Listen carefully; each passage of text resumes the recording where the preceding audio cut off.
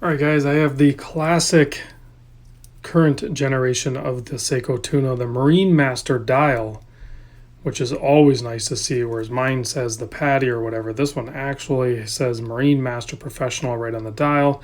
This is, of course, the sbbn031.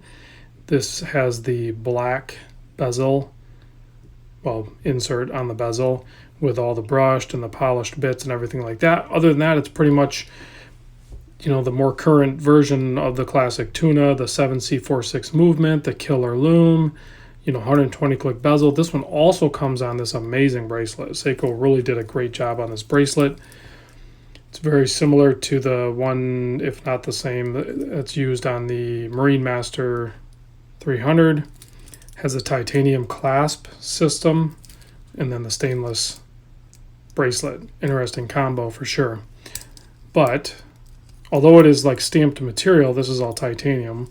This also has that quick adjust where you just kind of push that back and you can extend it right out. Ratchets right back in. Very easy to use. Fold over, double pusher for micro adjust. Adds a little bit of thickness to it, but it has that ratcheting mechanism. So, but the bracelet is top notch. So, let's talk about the size of the tuna, just in case you're looking at this for the first time. It is at the widest point right here because you can see that shroud kind of bevels out. Like if you were to measure up top, it's going to be, well, let's measure up top. Since I bring it up, I can try to. So if you measure at the top of the shroud, it's more like 40, just under 44. If you measure just the rotating bezel, is only like a 40.8. But you can, the watch itself is a 47.5 millimeter. The lug to lug is only a 44.5 drilled lugs, so super short there. Height is 15.5. That's including that domed out hardlex crystal, which it would be nice if it was sapphire. It's not. It's hardlex. And actually this one has a couple little micro scratches on it because it's hardlex and it took a bump. 22 millimeter lug width. This bracelet tapers down really nice down to 18 mil. Let me throw this thing on the wrist so you guys can get a look at that. Also, I'm wearing my MRG, the big beast I call it. Let's see here. This bracelet has never been sized before. This is my buddy Doug sent this guy in. He wore it on a NATO or something. I don't know what he wore it on. But the tunas wear just amazing. I don't care what your wrist size is. I know guys with like 6.5, something like that, and they wear the tuna no problem because of that super short lug to lug. This is, I think, probably the best. I think I'm going to go ahead and say it. This is the best quartz diver watch out there. I mean, you could argue that there's some like the Grand Seiko quartz and stuff like that, but I say they're too expensive. I think when you're buying quartz, this is already plenty expensive at the price tag of basically $1,000 is what this is going to cost. I just looked it up on Amazon. They have them listed for $1,005. Noman has them listed for $1,066. If you get the 033 model, which has the all metal bezel, and then the shroud is all polished, which I've owned one of those in the past. I loved it. Those are only $879 basically. So you're going to save yourself $126, but quite frankly, after owning the 3.3 and then seeing this 3.1, this is easily the better value because this bracelet is really nice. And then for some reason, say you don't like the bracelet, you could sell this bracelet for more than $126, if that makes sense. So that drops the price of this guy back down to the 3.3, and I think you can order up a decent strap, you know, something like this, whether it's the turtle one would work fine, and I think those are like $44 or something. So you start doing the numbers, and I know it's a little bit of work, but you could get this one, say you don't like the bracelet, get rid of it. I don't know why you would, unless you just can't nail the fit down, but it is a really nice bracelet.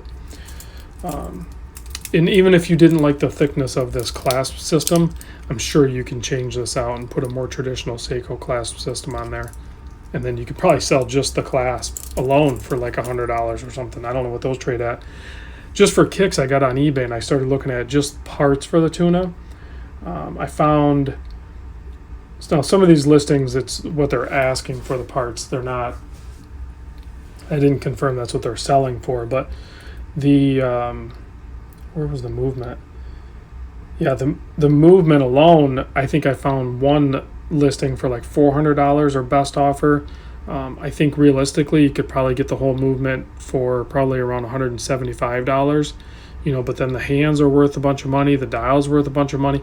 You could almost buy one of these used and part it out and probably make money on it. The crown, everything, all the parts have like a pretty decent value to them in an individual piece, almost to the point where they add up more than what the watch is worth. I know that sounds crazy, but like the shroud, I think somebody had one listed for $250, and then like this bezel, I think those list for like $176. So you start adding up all the parts and it makes the watch seem like a pretty dang good deal. I don't know. I come from a background where I used to part out cars, so like I sometimes look at that. So, but anyway, let's take a look at it next to the Patty tuna. Some great watches here, and the Patty tuna has the hex head strap code bracelet on there, and I can tell you right away it's heavier, and it's all that bracelet because the watch is exactly the same. I think this bracelet is a thinner bracelet, and then it has the titanium bits for the clasp, so it actually ends up being lighter. It's very nice. I can show you next to an SKX as well for those people that are interested. You can see the lug to lug is actually probably shorter, not probably, it is shorter on the tuna. The lug to lug is actually shorter on the tuna. So like if you can wear an SKX, you can wear a tuna. I promise you. In many cases, you might like it even more. I know I do. I prefer the tuna over the SKX as far as on-wrist feel. So let me know what you guys think on that. If you have any questions, let me know, because I'll probably have this one around for a few days, maybe till the weekend. And then, of course, I have the Patty. So if you have any tuna questions, ask. And hopefully I'll bring in some more models, different colorways, because I know a few people that have them. So there's the date change, and then this one has the Kenji as the second. And you can see it's all blacked out and everything. So, of course, I'm going to give you a Lume shot. We can't show a tuna on here without a Lume shot. Awesome Lume. It is hard to top the Lume from the tuna. It is amazing. There's so many awesome features with the tuna, guys. If you haven't checked one out, please see if you can check one out some way, somehow. If even if you can't swing purchasing one, if you can have a meetup with some other buddies, maybe somebody has one, or I don't know. They're just really cool to check out, even if you don't buy one. So, all right, guys, thanks for watching, and I'll see you on the next vid.